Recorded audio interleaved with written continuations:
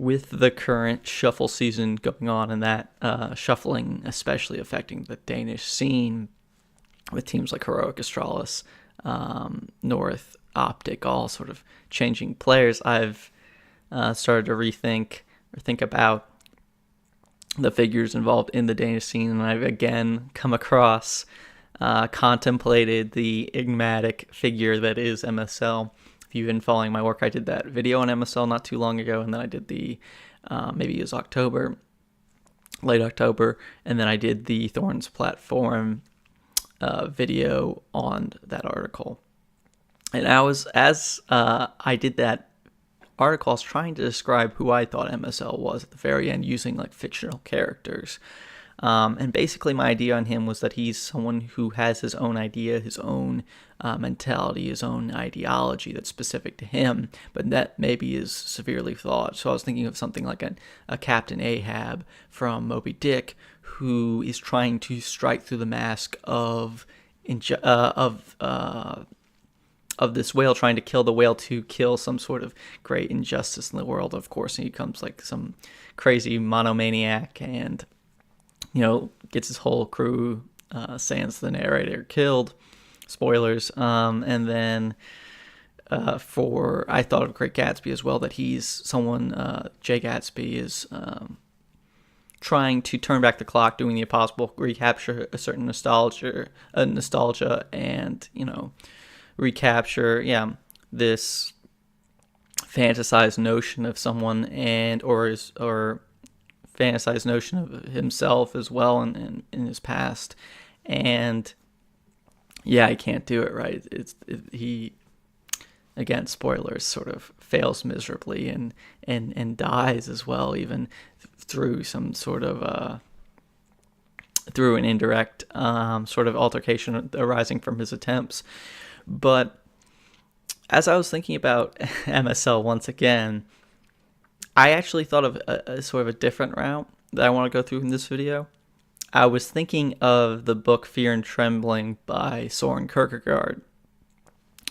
And it's not a novel, it's like a book of philosophy, I suppose. It's been a few years since I read it, so I'm afraid I'm gonna butcher it pretty badly in my retelling. Sam W can jump in the comments section and write 5,000 words on why I completely led the audience askew. But my basic understanding of that book, very basic understanding of that book, was that its central premise was surrounding a curiosity regarding a biblical figure, a biblical tale. There's the famous tale of Abraham and Isaac. If you're not familiar with Christian mythology, basically Abraham is sort of the founder of the people of God in the Old Testament, which the Jewish people, right? Abraham and his wife Sarah crossed the desert after being told to by God, and they're in advanced age, so they can't have kids, but God creates a miracle and gives the couple a son, Isaac. And in the next sort of bit in the Old Testament, God asks Abraham to kill this son, this precious gift that he's just given to him. And Abraham agrees to it, and without apparently any trepidation, any questioning, attempts to do it. And God stops him again, and it's supposed to be like a test of faith, and he's rewarded for his, for doing what God told him to do. And, with a new atheist thing online in the last few years, this was like a story that's sort of supposed to highlight the capriciousness, the fickleness, the immorality of God, that he would force someone to do something so hideously immoral just to, because he's so needy that he needs humans to prove their devotion to him. They sort of like this evil figure. And I think this was sort of even present. I think, this was part of the reason why Søren Kierkegaard wrote the book in the first place. These ideas were already sort of being discussed back in his time, and that he sort of wanted to play devil's advocate to this idea. And in the book, he's sort of trying to express why he thinks that why he's sort of impressed by Abraham, that he has all this time to contemplate, but there's no record of him actually contemplating, that he's some sort of blind warrior of faith, that he's something like a Don Quixote that charges into battle irrespective of what everyone else thinks, that their own perception of reality, what you should do, that Abraham sort of moves beyond conventional morality, conventional wisdom, and accepts some sort of absolute divine conception. He is devoted to a higher power, and he never questions that higher power. His existence, his morality, his decision making is tied to this thing. It's this thing, this devotion supersedes the self, right? And yeah, okay. So Kierkegaard's obviously impressed by this, and sort of, and sort of his retelling, he's very impressed by Abraham. And I was thinking about this story in sort of a Pulp Fiction sort of way, because I was thinking where MSL would fit into this story. Because if you've seen the movie Pulp Fiction, Jules, played by Samuel L. Jackson, says this it's not a real biblical verse, when he kills people. He's like a hitman, mobster. He says, the path of the righteous man is beset on all sides by the inequities of the selfish and the tyranny of evil men. Blessed is he who, name in charity and goodwill, shepherds the weak through the valley of darkness. For he is truly his brother's keeper and the finder of lost children. And I will strike down upon thee with great vengeance and furious anger those who attempt to poison or destroy my brothers. And you will know my name is the Lord when I lay my vengeance upon thee. Now, from the perspective of a hitman, you will know that my name is the Lord, like the Samuel Jackson inflection, that he is the Lord laying judgment on these sinners, these guys who stole from his boss in sort of the opening act of the movie. It's a very famous scene. You should look it up online if you haven't seen it. But at the end of the movie, or again, spoilers,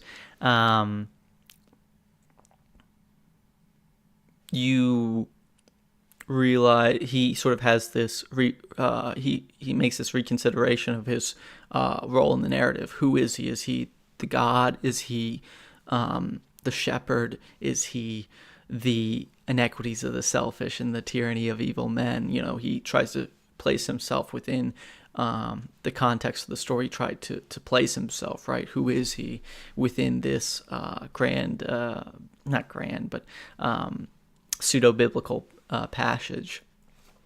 And thinking about MSL in terms of this this story and this Kierkegaard rendering of the story, who is MSL? Is MSL... If you're really against MSL, you might think that MSL is God in this story. From the perspective of sort of a more traditional, or I guess more modern conception of God, where he's he's didactic and capricious and immoral and demanding, and that he's just sending orders down to his teammates, demanding to do things that don't make sense, that he's a very fallible, mistake-prone in-game leader. And, you can talk about his pick and ban phase, and, if you don't like him as a person, you can maybe even go more into the interpersonal stuff, like, did he force Pimp into the op and ruin his career, or was that a team decision, or was that Pimp trying to tell him that he wanted to op and MSL listen? Okay, you can go into this sort of stuff, but if you're sort of against MSL, if you have a certain conception of MSL, I think some people would want to say that he's God in the Abraham Isaac story. Now, I think he'd also be Abraham from the conception of Kierkegaard, or the conception of Christopher Hitchens' New Atheist sort of person, or sort of the more modern, or sort of the philosophers that Søren Kierkegaard was arguing with, that he could be Abraham in the sense that he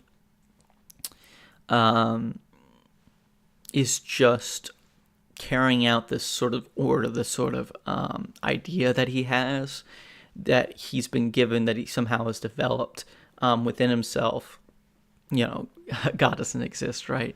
In sort of the very modern day, or in the atheistic, new atheist sort of conception, that he just sort of somehow has this irrational belief inside of himself, and that he's carrying it out, and he's going to do something that is wrong, kill his son, just because he has this false impression. So he's doing things, he's making decisions within the team North that are irrational, but he just has some weird belief system which leads him to do these weird things and lead to suboptimal outcomes. Now, we could also take sort of my interpretation that I discussed in the article, and sort of the Kierkegaard interpretation of the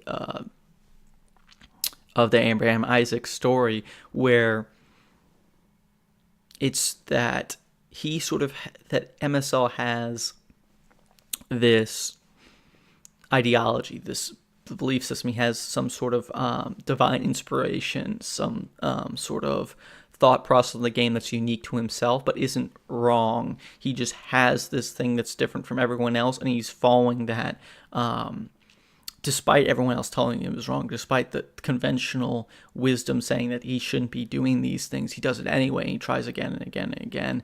And it's sort of admirable. It's that he will go in his own way and won't just listen to others or to the consensus, that he is some sort of blind warrior in that sense. And that we should admire him for being so unique in that sense, and still having some success, winning tournaments like Epicenter, second place at DreamHack Masters, Malmo 2017, and EPL Season 5 finals. Some other good results in there as well. Or I guess if you really try to stretch the metaphor, you could say that he's Isaac, or if you have some sort of a very negative perception towards the North organization, that it's really not MSL that's being forced into these decisions. It's some sort of weird internal politics of Denmark or of the North organization to do these things, like practice in a stadium or cut certain players or make certain pickups that doesn't make sense to us. And that he is sort of the victim, the innocent child that's getting all this criticism.